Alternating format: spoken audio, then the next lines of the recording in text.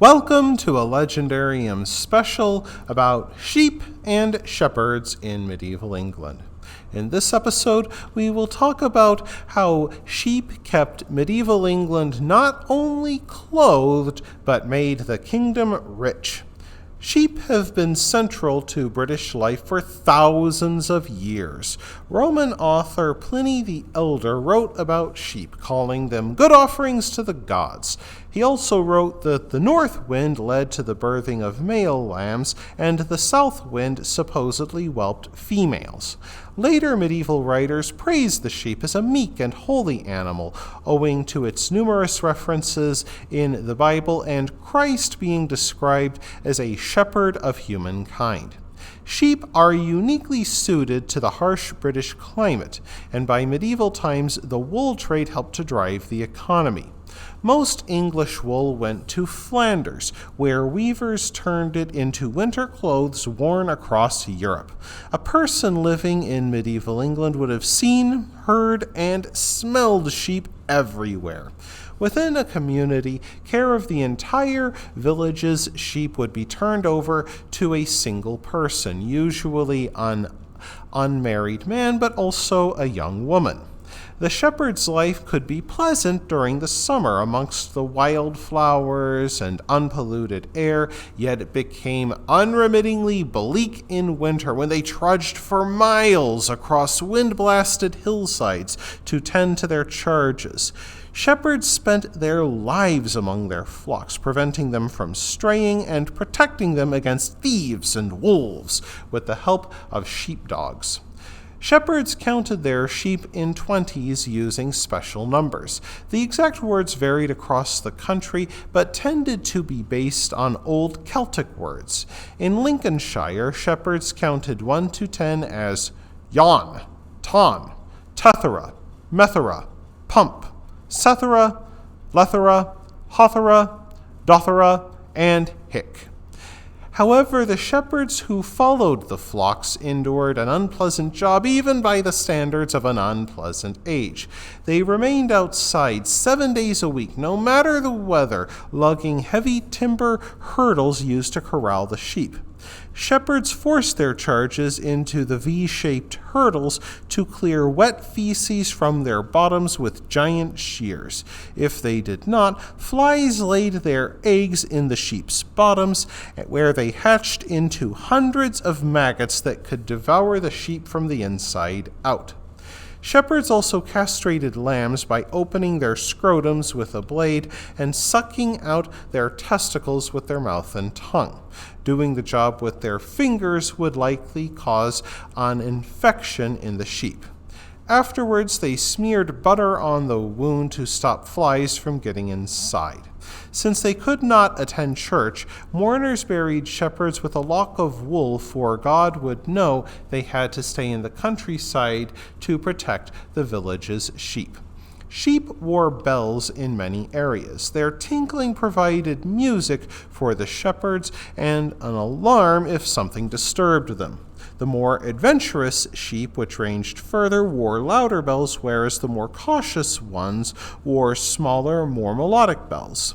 A shepherd's year centered on two main events, shearing and lambing. Shearing usually began in June to avoid the wool deteriorating during the harsh winter. Shepherds first washed the sheep by repeatedly dunking them in a dammed-up stream or pool until clean. Sometimes they fixed a barrel in the stream for the shepherd to stand in. Place names such as Washbrook or Washpool, still seen on English maps, are reminders of this old practice. This sweaty, backbreaking work involved clipping the wool in a single piece close to the skin of a struggling sheep without cutting either the animal or the shepherd. A good shearer could clear 80 sheep a day, if not more. During late summer, thoughts turned towards the lambing season in March. Older lambs would be removed from their mothers, and the older ewes, no longer fit for breeding, went to market. A shepherd's livelihood depended on a successful lambing season, which required strict and constant vigilance for sickness, wolves, and birthing problems, for a sick lamb could die within minutes if not attended to at once. So the shepherd lived in a hut or shelter made from bushes so he or she could constantly attend the flock. Unsurprisingly, some charming traditions grew up around lambing. If the first lamb faced the shepherd, it meant good luck, and if facing away from you, it meant the opposite. Even today, shepherds celebrate a successful lambing season with a stack of pancakes. During the 16th century, large numbers of farmers changed from growing wheat or vegetables to raising sheep, transforming a small-scale village enterprise into big business. By the reign of King Henry VIII, wool generated 3/4 of England's wealth through export duties and taxes. While England remained poor compared to Flanders or Spain, the wool trade helped to close the gap between England and the continent. Noblemen and rich tenants alike sought to break into sheep by enclosing the arable land and turning it into pasture. In British grazing, shepherds moved flocks numbering in the hundreds with each season. During winter, tenant farmers kept them near the property so they could fertilize their field with their feces. Once spring came, they moved them up into the hills so they could graze upon grass greened by heavy winter rains.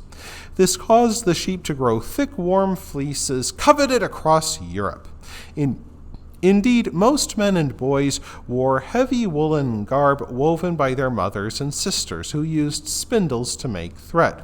Even among English and Welsh peasants, trousers and hose included oversized woolen cod pieces to advertise their virility. Tragically, these heavy woolen clothes made death by drowning all too common.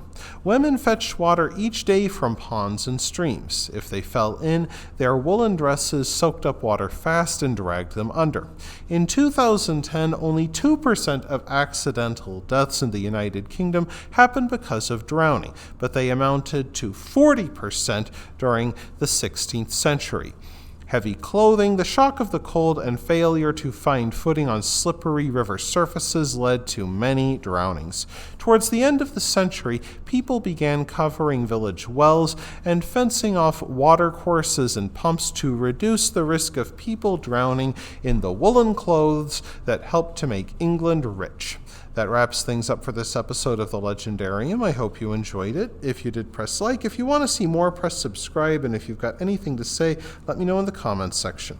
Thanks again for joining me, and I hope that you have a great rest of the day.